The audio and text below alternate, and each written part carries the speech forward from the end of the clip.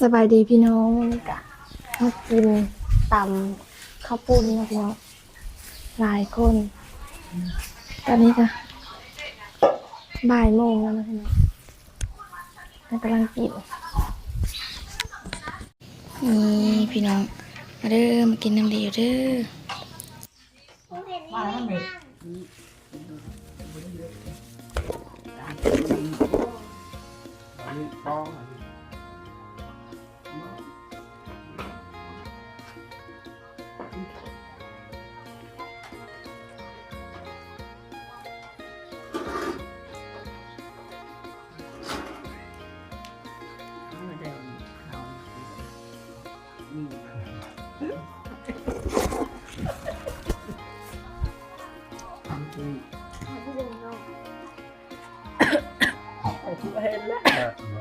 อย่านะ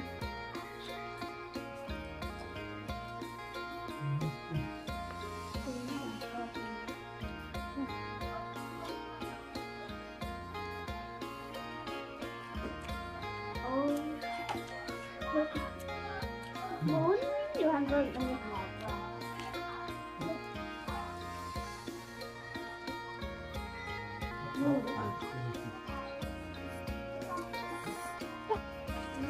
เด้อนะว่าชิบุนมันเสียงมาก็ไอ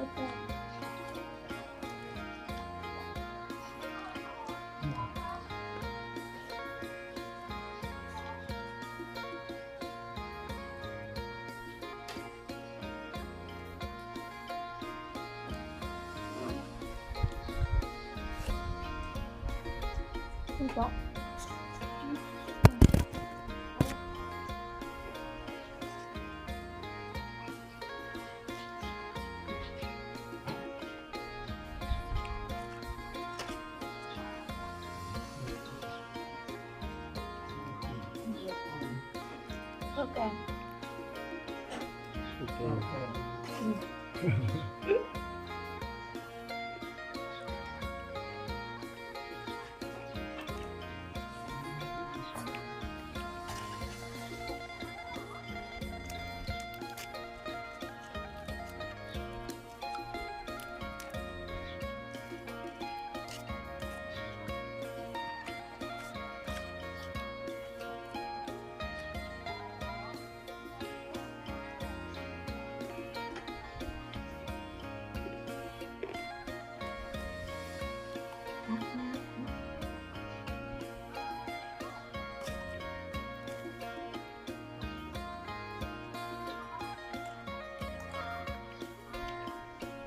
ปัญหามันเล่นปัญหามาเล่นมาหาอีกพร้อม บอกกันหาบอกกันหา นู่นนะ บอกกันหา ตาม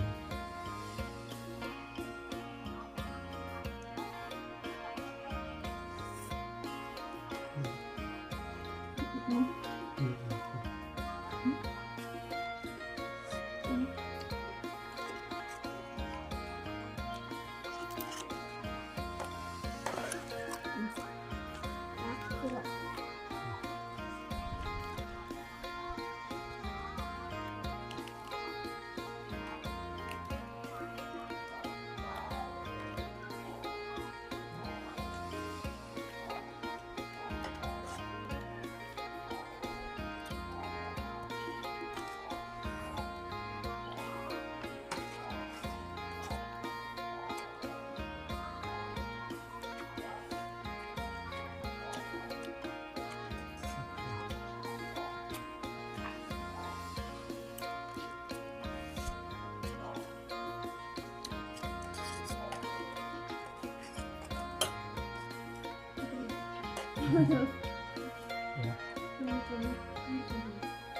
พ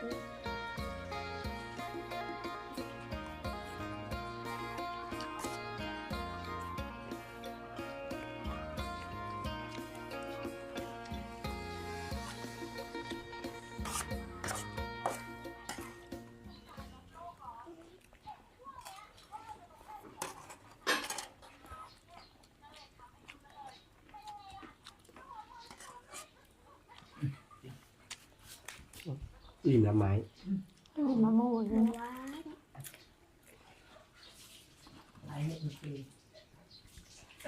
หากินปลาเสร็จแล้ว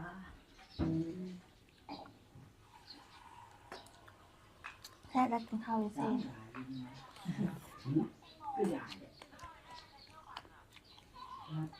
เหรอน้ำหนักไหมก๊อกทางได้แค่นี้นะ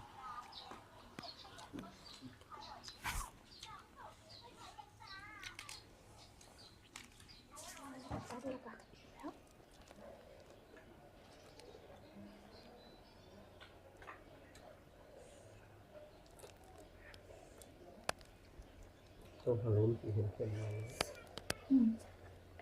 น้ำนะ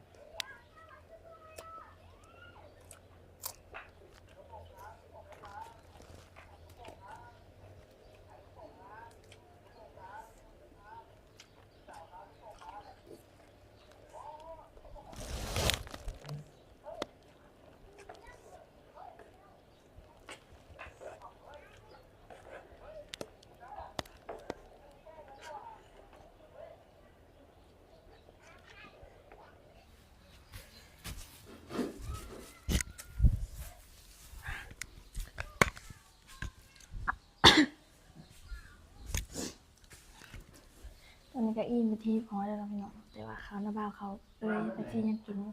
เรากินกับขอซุปนี่นี่น้องพี่น้องเคยมากินกันอย่าลืมกดไลค์กดแชร์กดติดตามให้กับซีเด้อแล้วก็กินกันบ๊ายบาย